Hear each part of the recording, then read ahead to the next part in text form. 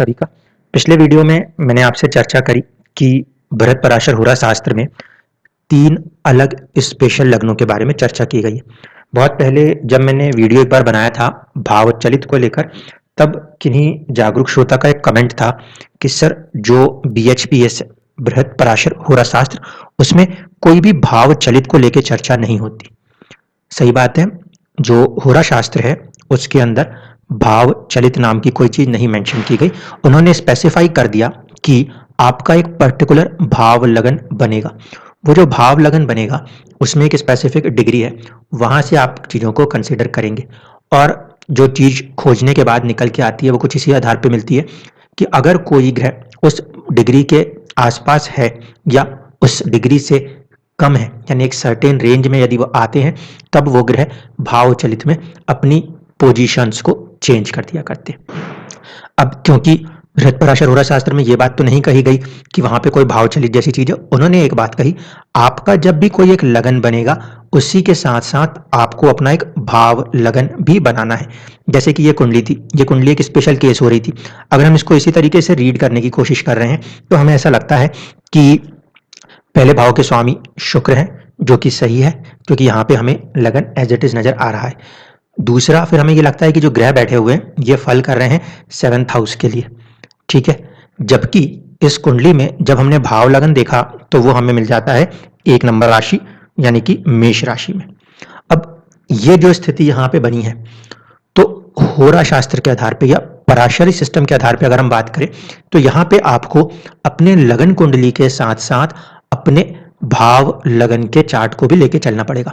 मैंने पिछले वीडियो में आपको दिखाया था, ज्यादातर लोगों के केस में क्या होता है कि जो उनको ओरिजिनल लगन कुंडली मिल रही होती है उसी लगन वाले यानी पहले भाव के अंदर ही उनका भाव लगन भी मिल जाता है। कुछ डिग्रियां आगे पीछे हो सकती हैं, कुछ लोगों के में एग्जैक्ट सेम डिग्रियां आती हैं जो कि एक बहुत ही प्रोमिनेंट पर्सनैलिटीज को दर्शाने लगती हैं, ठीक है। तो अब यहाँ पे आप देखिए कि इनकी सिचुएशन क्या थी। ये केस क्यों प्रॉब्लमेटिक था, पहले मैं आपको ये समझा दूं। ये केस इसलिए प्रॉब्लमेटिक था क्योंकि इस कुंडली में जब केतु की दशा चल रही थी तो केतु की दशा काफी ज्यादा परेशान कर रही थी। हम सबको पता है कि केतु देव की दशा जब चलती है तो वो व्यक्ति को कहीं ना कहीं आर्थिक रूप से चुनौतियां उत्पन्न करते हैं। क्यों? क्योंकि उनका काम है व्यक्ति को आध्यात्म की तरफ मोड़ना। अब इस कुंडली में क्या प्रॉब्लम आ रही थी, अगर हम बात करें तो जब इनका जन्म है उस तिथि के आधार पे इन्हें एक दग्ध राशि जो प्राप्त होती है वो प्राप्त होती है अष्टम भाव में। अब दग्ध राशि अगर अष्टम भाव में बैठे तो भी अच्छा, और दूसरी बात है कि यह भी कहा जाता है कि दग्ध राशि में अगर कोई ग्रह जो कि वक्री अवस्था का मिले तो बहुत ही अच्छा। तो अगर वृषभ लगन से ये कुंडली बनती है और इस पर्टिकुलर भाव के अंदर अष्टम भाव में अगर हम एक दग्ध राशि को देखते हैं तो फिर दग्ध राशि का प्रभाव, पहली बात तो चीजों को शुभ करना चाहिए, दूसरी बात कि दग्ध राशि में बैठे हुए केतु को अपना फल बहुत अच्छा करना चाहिए। क्योंकि कहीं ना कहीं दग्ध राशि का जो कंसेप्ट दिया गया वो शेषाद्री अय्यर जी की किताब में मिल जाता है, फिर बहुत सारे लोगों को संजय रथ जी ने भी ये चीजों को समझाया। तो यहाँ पे 2 बातें निकल के आ रही थी। एक तो ये कि वो जो राशि जल रही है वो जल के अपने आप में किसको पीड़ित कर रही है, हमारे अष्टम भाव को। ठीक है, मैंने मान लिया कि इसकी वजह से ससुराल पक्ष से चीजें ना बनती हों, कोई दिक्कत नहीं। लेकिन जब उन्होंने ये बात कही कि केतु जो कि वक्री ग्रह हैं, राहु केतु या जो कोई भी वक्री ग्रह हो, मैलेफिक हो और वक्री हो या बेनिफिक हो और वक्री हो, वो भी अगर कभी दग्ध राशि में बैठ जाएंगे तो वो अच्छे फल करेंगे। तो यहाँ पे केतु अपने अच्छे फल क्यों नहीं कर पा रहे। दूसरी बात यहाँ पे चुनौती की ये रही कि केतु अपने नक्षत्र में है, गर्वित अवस्था में ग्रह है।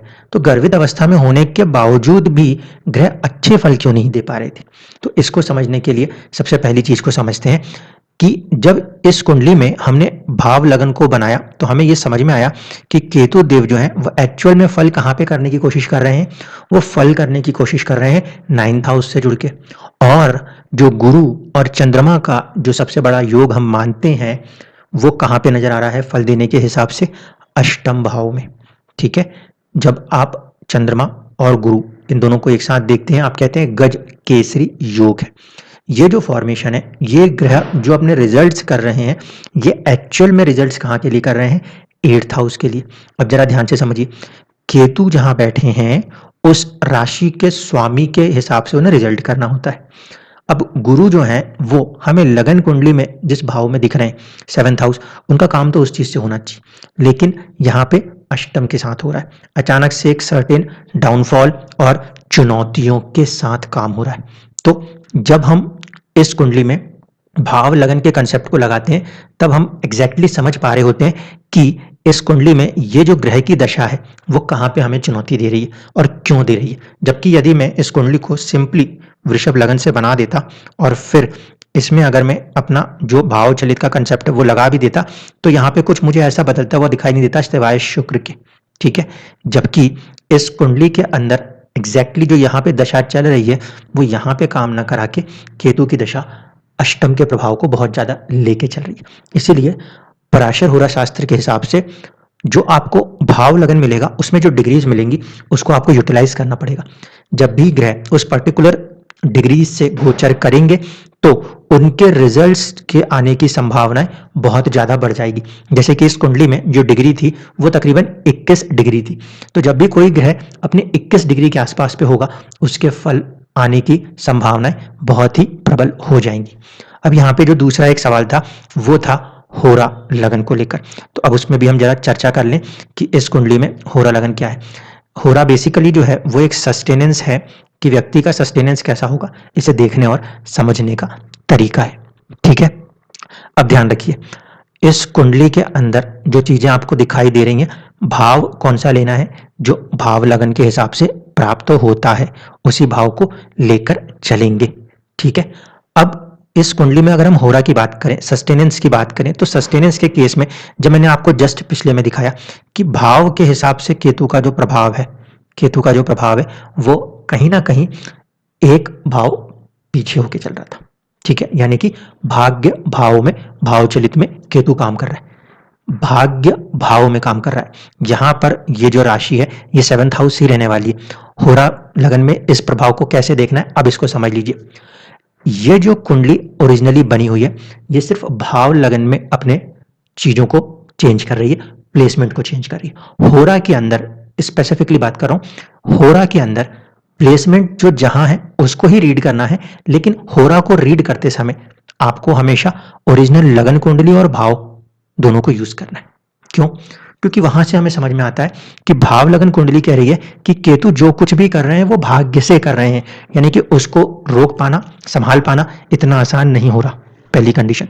अब आ जाइए कि होरा लगन में क्या हो रहा है। होरा लगन में अगर हम बात करें और केतु की दशा चल रही है तो केतु जो है वो कहाँ बैठे हैं, 7th हाउस में। लोगों के साथ साझेदारी वाली बात होनी चाहिए, लेकिन उसका स्वामी जो है गुरु वो कहाँ जाके बैठे हुए हैं, वो बैठे हुए हैं आपके 6ठे भाव में। तो इस प्लेसमेंट के हिसाब से अगर हम बात करें तो wealth, sustenance, not specifically wealth but more about sustenance, sustenance के लिए भी काफी ज्यादा चुनौतियों का सामना करना पड़ रहा है। क्यों? क्योंकि 6ठे भाव में जो है वो केतु जहां बैठे हैं उसके स्वामी गए हैं। 6ठा भाव जो है वो संघर्ष दिखाता है। अब ये नहीं कि सिर्फ वेल्थ को लेकर ही संघर्ष हो, लाइफ में और भी तरीके से चुनौतियां आती हैं। इसीलिए मैंने आपसे कहा था वेल्थ को स्पेसिफाई करने के लिए एक स्पेसिफिकल डिविजनल चार्ट D4 मौजूद है। इसलिए जब हम बात करेंगे होरा की या होरा लगन की तो यहाँ पे बात आएगी सस्टेनेंस की। इस समय ये जो सिचुएशन यहाँ पे दिख रही है इसमें हमें समझ में आता है कि मदर की हेल्थ को लेकर भी परेशान है और भी कई सारी चीजें जो हैं इस दशाओं में परेशान कर रही हैं। सिर्फ पैसा ही एक चीज नहीं है, और भी कई सारी चीजें हैं जो व्यक्ति के सस्टेनेंस में काम करती हैं, जीवन को व्यापन करने के लिए उनकी आवश्यकताएं होती है। वो चीज यहां से आप होरा लगन से समझ सकते हैं। जब भी किसी भी ग्रह की दशा चल रही होगी वो आपको बता देगा कि आपका उस समय सस्टेनेंस की पोजीशन क्या बनती है। जैसे कि आगे आने वाली दशा जब शुक्र की होगी तो एक्चुअल में जब हमने देखा भाव लगन में तो शुक्र 12th हाउस में होते हैं, वहां पे वो अच्छे हैं। यहाँ पे अगर हम देखेंगे तो ये कहाँ पे बैठे हुए हैं, उच्च राशि 10th हाउस में बैठे हैं। इसका मतलब है कि आने वाला जो समय होगा सस्टेनेंस के हिसाब से वो एक अच्छी स्थिति को दर्शा सकता है, ठीक है। अब जो तीसरा है वो है घटिका लगन। घटिका लगन जो है वो इस बात के लिए यूज होता है कि किसी भी व्यक्ति की कितनी एक अच्छी कमांड दुनिया में हो सकती है, कितनी उनकी पूछ या परख हो सकती है। तो यहाँ पे देखा जाए तो इस समय जो दशा है उसमें कहीं ना कहीं जिसमें कि केतु खुद बैठे हैं वो राशि हम देख रहे हैं केतु की दशा को, ना कि राशि की दशा को। विंशोत्तरी सिस्टम में हम ग्रह की दशा को देख रहे हैं और केतु देव जो है वो बैठे हैं कहाँ पर, घातिका लगन पे, और उनका काम ही इस तरीके का है कि चीजों को क्या करना है, उन्हें धीरे धीरे अपने तरफ से हटाना है, मोह भंग करना है, अंतर मन को जागृत करना है। ठीक है, ये केतु का एक स्वभाव है। ऐसी स्थिति में जब दशा चल रही है उस कंडीशन में कहीं ना कहीं ये जो घातिका लगन है वो भी, यानी कि अपने खुद के इमेज और स्टेटस को थोड़ा सा डाउनफॉल करते हुए से चल रहे हैं।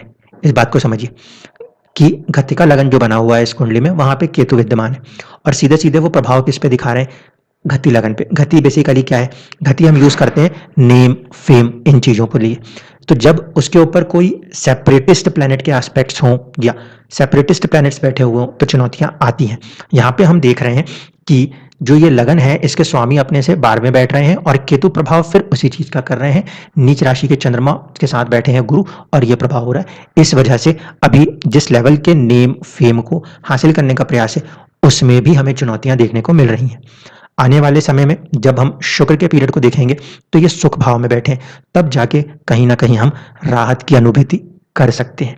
तो इस तरीके से आप समझ सकते हैं कि हमारे जो प्रिडिक्शंस हैं, कई बार हम ऐसा मान लेते हैं कि नहीं ये वाला कंसेप्ट भी लग रहा है वो भी लग रहा है, ठीक है।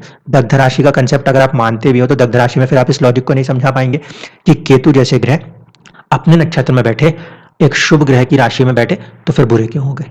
ठीक है, पराशर सिस्टम में इसीलिए क्लैरिटी ज़्यादा है। ये जरूर है कि यहाँ पे डिविजनल चार्ट्स बहुत सारे यूज़ करने पड़ते हैं, लेकिन अगर आप उनके जो स्टेप्स उन्होंने समझाए हैं अगर आप उनको यूज़ करके चलेंगे तो आप कहीं ना कहीं प्रिडिक्शन में क्लोजनेस की तरफ आते जाएंगे।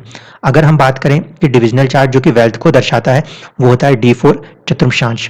इस कुंडली के अंदर यदि देख लें अगर, तो आपको समझ में आएगा कि इनका जो वेल्थ के लिए चार्ट है वो किस तरीके से बना हुआ है। वेल्थ वाले चार्ट में यहाँ पे केतु जो है वो खुद कहाँ बैठे हुए हैं, अष्टम में, और इसके बाद गुरु का प्रभाव जो है वो कहीं ना कहीं फर्स्ट हाउस के ऊपर है जो कि डायरेक्शनल स्ट्रेंथ दिखाएगा। इसका मतलब है कि ये जो समय है, केतु की ये जो दशा चल रही है वो दशा उन्हें कहीं ना कहीं उनके वेल्थ को लेकर भी परेशान करेगी। अनसर्टेनिटी ऑफ वेल्थ रहने की कंडीशन है जिसमें कि जुपिटर ऊपर मौजूद है। एक कोई ऐसा समय इस बीच में आ सकता है जो कि व्यक्ति को बहुत ही तेजी से एक बार राइज करा दे, लेकिन कितना राइज, तो यहाँ पे आप देख लीजिए, यहाँ के जो स्वामी बनते हैं, फर्स्ट हाउस लॉर्ड बनते हैं शुक्र, वो यहाँ पे नीचे राशिस्थ हो रहे हैं। इस वजह से उस लेवल की वेल्थ को डेवलप नहीं कर पा रहे, परंतु यहाँ के जो स्वामी हैं जिसकी राशि में ये बैठे हैं वो प्रबल केंद्र में मौजूद हैं। ऐसे स्थिति में नीच भंग होगा और जो ग्रह जिनकी राशि में वो उच्च होते हैं वो भी एक केंद्र में बैठ के उन पर दृष्टि डाल रहे हैं, इसलिए ये नीच भंग प्रभाव काम करेगा।